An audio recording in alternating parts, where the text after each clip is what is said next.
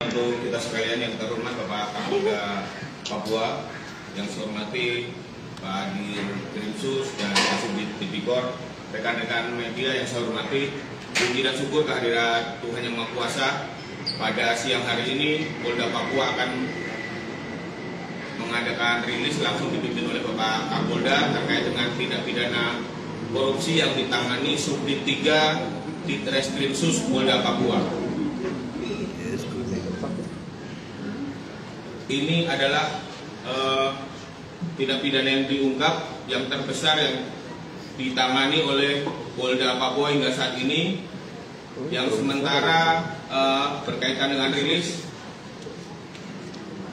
Yang pertama nanti langsung akan disampaikan oleh Bapak Kapolda, selanjutnya Pak Ditreskrimsus, dan selanjutnya kita akan melihat dan mengecek barang bukti yang ada.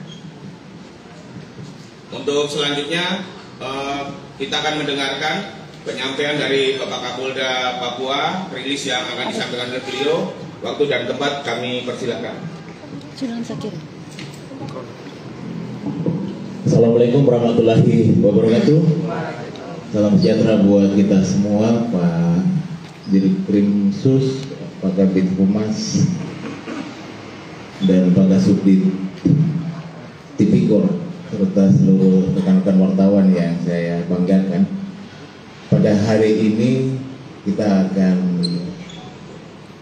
menyampaikan hasil kerja kita terkait upaya pengungkapan dugaan tindak pidana korupsi yang bersumber baik dari APBD maupun APBN periode tahun 2022 sampai dengan 2024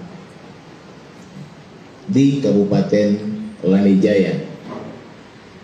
Sebagai informasi awal buat kita semua bahwa kegiatan penyelidikan ini sudah berlangsung cukup lama, hampir 1 tahun kita melakukan penyelidikan, sampai akhirnya melalui tahapan proses sesuai dengan peraturan Kapolri dilakukan beberapa kali gelar perkara.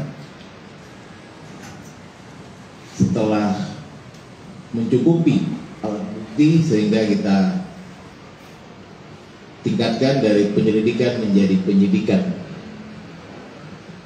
dan melalui tahapan berikutnya setelah dilakukan audit oleh BPKP, kemudian telah ditetapkan tersangka atas dugaan tindak pidana korupsi dana yang bersumber dari APBD dan APBN tahun 2022 hingga 2024 di Kabupaten Lanijaya, yang mana jumlah keseluruhan tersangka yang telah dilakukan penyidikan sebanyak 9 orang dengan jumlah dugaan kerugian negara sebesar 168.682.675.000 rupiah. Adapun bentuk daripada barang bukti yang telah kami sita yaitu uang tunai, kendaraan roda 4, persil tanah, dan dokumen-dokumen terkait dugaan tindak pidana korupsi dimaksud. Rekan-rekan sekalian, apa yang kami sampaikan hari ini adalah wujud tanggung jawab kami dalam rangka mendukung pemerintah memperkecil berbagai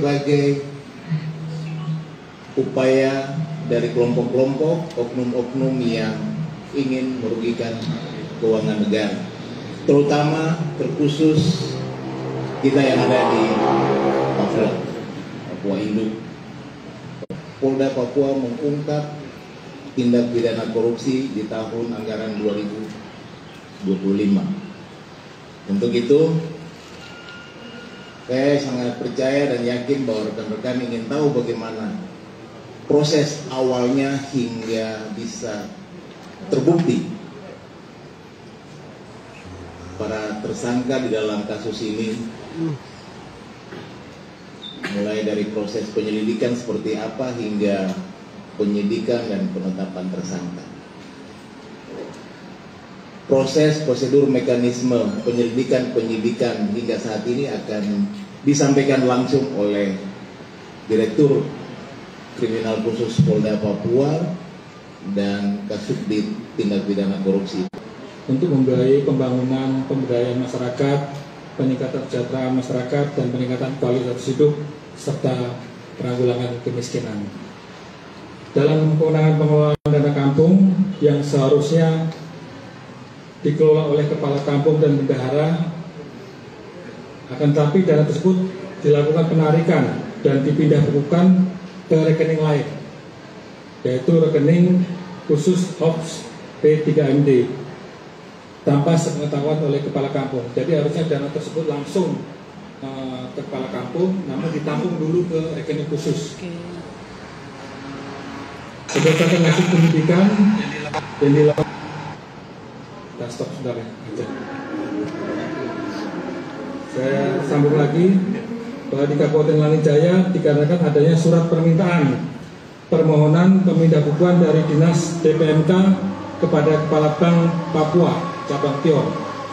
Kemudian berdasarkan surat tersebut, Kepala Bank Papua melakukan pemindah-bukuan dana desa dari rekening kampung ke rekening OPS P3MD tanpa persetujuan atau izin dari pemilik rekening masing-masing kepala kampung, dan hal tersebut bertentangan dengan Undang-Undang Nomor 17 Tahun 2023 tentang keuangan tahun anggaran 2022 dan tahun anggaran 2024 di Kabupaten Lanijaya, dikarenakan terbitnya Peraturan Bupati Nomor 4 Tahun 2023 tentang tata cara pembagian dan penetapan besaran alokasi dana kampung di setiap kampung di Kabupaten Lanijaya tahun 2023. Penetapan besaran alokasi dana kampung di setiap kampung di Kabupaten Lanijaya, khususnya Peraturan Menteri Dalam Negeri Nomor 77 Tahun 2020 tentang pedoman teknis pengelolaan keuangan daerah,